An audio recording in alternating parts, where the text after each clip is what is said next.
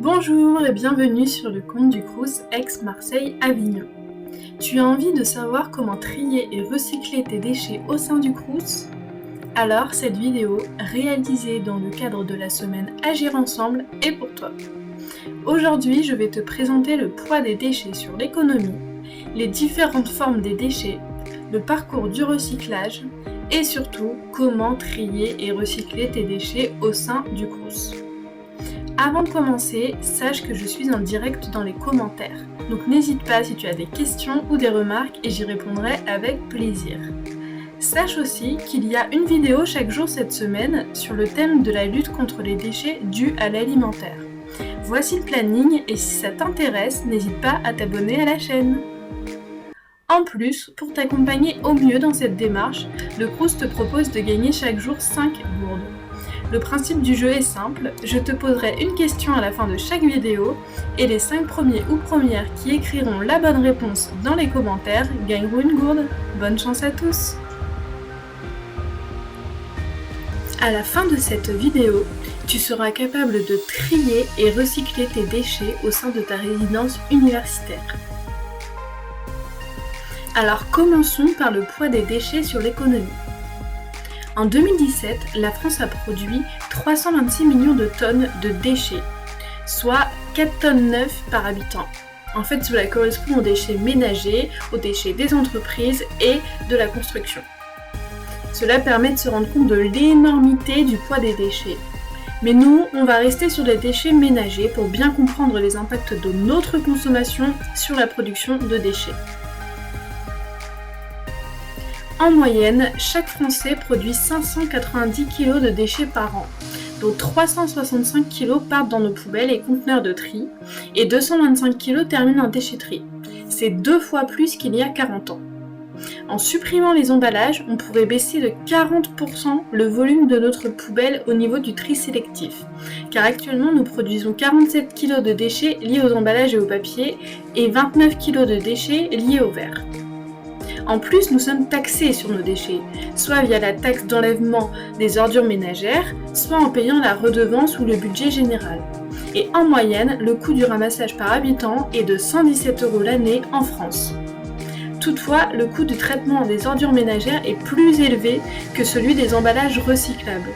C'est pour ça qu'il est bien plus intéressant de trier au maximum. Ajouté à tous ces chiffres, on peut aussi imaginer que le prix des déchets s'envole, car on parlait bien ici du poids des déchets dans nos poubelles. En revanche, le travail et les ressources, que ce soit en terre ou en énergie, utilisées pour l'extraction, la production, la distribution et la consommation du produit, ont eux aussi été perdus avec ce déchet. Et de la même façon, la création d'une infrastructure de collecte, de tri et de recyclage coûte cher. Mais on peut aussi voir tous ces déchets comme des ressources. En effet, la filière du tri et du recyclage engendre des emplois, plus de 100 000 en France. D'une autre façon, réutiliser nos déchets permet aussi d'utiliser moins de matières premières et donc d'éliminer certains des impacts environnementaux générés tout au long de la chaîne de production. Finalement, la gestion des déchets n'est ni bonne ni mauvaise, c'est la manière dont nous les gérons qui déterminera leur impact.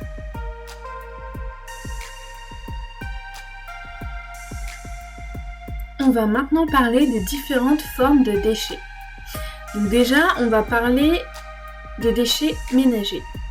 Ceux-ci sont constitués de matières organiques à 29%, de papier carton à 25%, de verre à 13%, de plastique à 11%, de métaux à 4% et d'autres déchets à 18%. La matière organique, en fait, c'est l'équivalent des déchets alimentaires. On l'a vu dans la vidéo hier, la partie des déchets alimentaires qui est non consommable s'appelle biodéchets. Eux aussi, ils peuvent être revalorisés, mais on en parlera un peu plus tard dans la vidéo. Je voulais aussi vous présenter une autre sorte de déchets dont on entend très peu parler. Il s'agit des déchets gris. En fait, on connaît rarement la quantité de ressources nécessaires à l'élaboration des produits de notre quotidien. Ce sont ces déchets issus de la production, de l'acheminement, de l'utilisation et de l'élimination des objets qu'on appelle déchets gris. D'ailleurs, ils sont parfois aussi appelés sacs à dos écologiques et on les calcule en kilos. Voici un exemple pratique. Prenons une brosse à dents qui ne pèse que quelques grammes. Son sac à dos écologique est lui de 1,5 kg. Mais pourquoi ?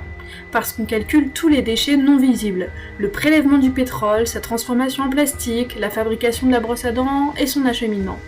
Et là, on est encore à l'étape où la brosse à dents n'a jamais été utilisée. Voyez bien que l'impact est beaucoup plus important qu'uniquement les quelques grammes de la brosse à dents. Maintenant qu'on a vu les différentes sortes de déchets, on va voir comment se déroule le parcours du recyclage. Alors d'abord, une définition. Le recyclage, c'est l'ensemble des techniques ayant pour objectif de récupérer des déchets et de les réintroduire dans le cycle de production dont ils sont issus. Mais concrètement, comment se passe le recyclage ? Avant toute chose, pour que le déchet soit recyclé, il faut que le produit soit mis au tri. Et oui, c'est tout simple, mais si on oublie, le déchet ne sera jamais recyclé. Par exemple, à l'heure actuelle, seulement 58% des bouteilles en plastique sont mises au recyclage. Une fois mis au tri, les déchets recyclables sont collectés et envoyés dans un centre de tri. Les déchets y sont pesés, puis déchargés sur des tapis roulants, et ensuite c'est un tri manuel ou mécanique qui va permettre de séparer les déchets par matériaux. Ils sont ensuite regroupés entre eux, stockés et enfin compactés ensemble. Vient ensuite l'usine de recyclage, où les matériaux compactés sont envoyés. Ils seront transformés sur place en matière première. Mais comment ? D'abord, les matériaux sont lavés, puis broyés, et enfin passés au tamis, pour éliminer toutes les imperfections. Et une fois que la nouvelle matière première est finie, on l'envoie dans les usines spécialisées pour leur donner une nouvelle forme. Pour te donner un ordre d'idée, 927 millions de tonnes de déchets ont été triés, recyclés et revalorisés en 2017 en France. Et c'est donc autant de tonnes de déchets qui n'ont pas été enfouis.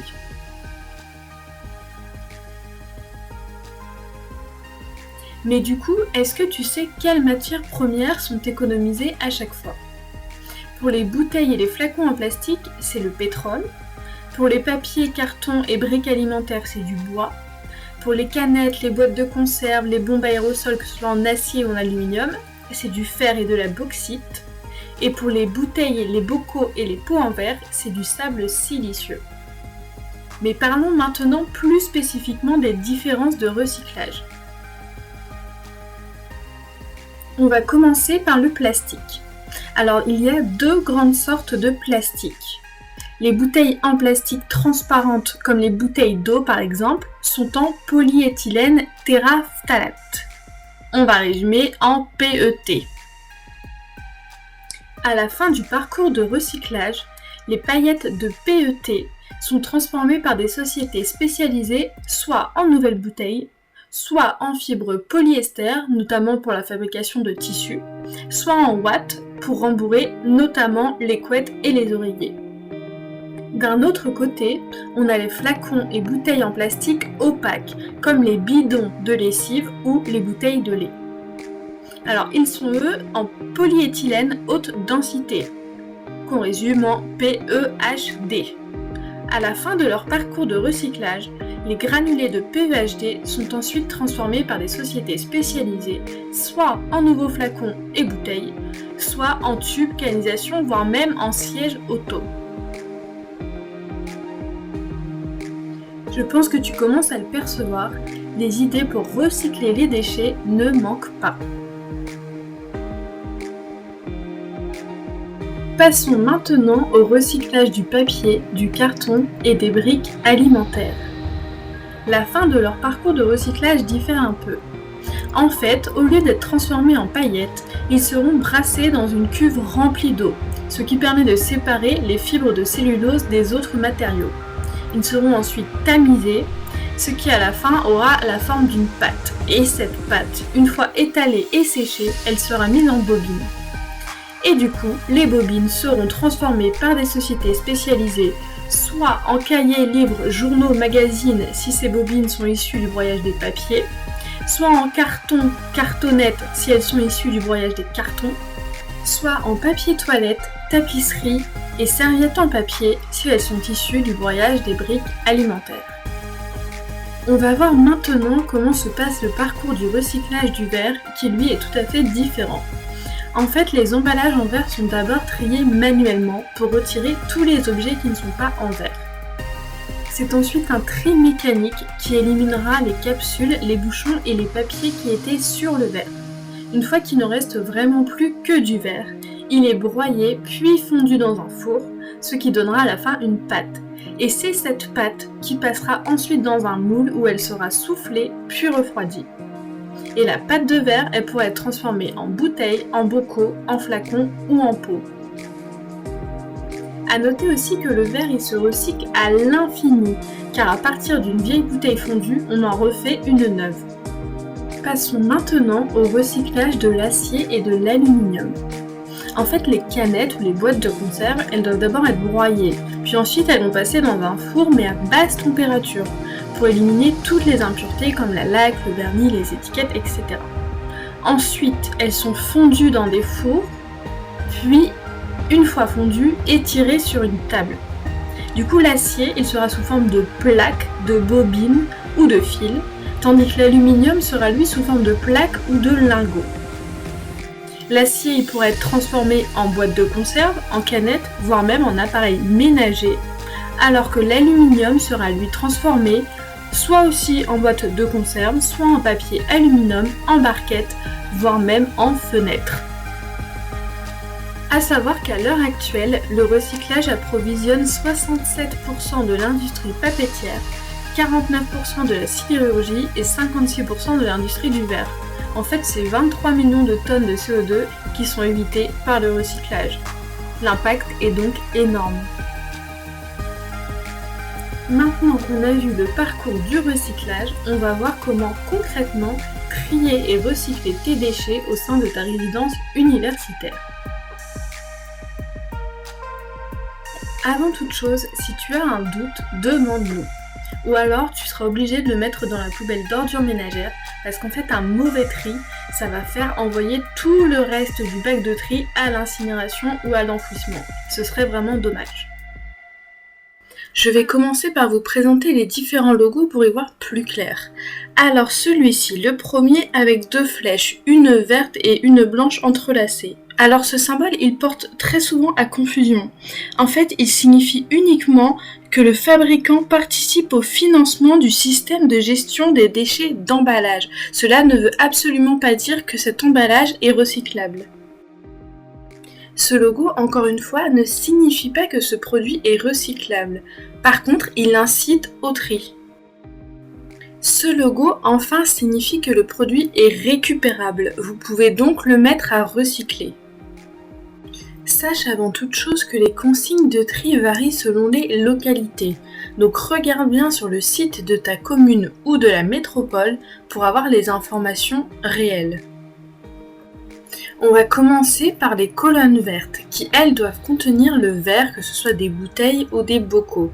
Tu les trouveras dans toutes les villes sur le territoire d'Aix-Marseille-Avignon. Alors ensuite, ça se complique parce que tout dépend de votre localité. En règle générale, dans le conteneur jaune, vous pouvez trier tout ce qui est emballage en métal, en carton, les bouteilles et les flacons en plastique. Pour le conteneur bleu, ce seraient les emballages en carton et les papiers. Mais encore une fois, je le répète, le tri diffère selon les localités. Donc renseignez-vous bien auprès de votre commune. Les emballages qui sont recyclables sont les bouteilles, les flacons et les bidons en plastique qui correspondent aux bouteilles alimentaires ou aux bouteilles de produits ménagers. Sont aussi recyclables les emballages et suremballages en carton, comme les briques alimentaires, les petits cartons et les boîtes à œufs ou à pizza par exemple. Sont aussi recyclables les emballages métalliques, comme les barquettes, les boîtes de conserve ou les aérosols. Et enfin, sont aussi recyclables les journaux, les magazines et le papier. Les emballages doivent être propres pour être recyclés. Autre chose à savoir, c'est que le recyclage du plastique n'est pas automatique.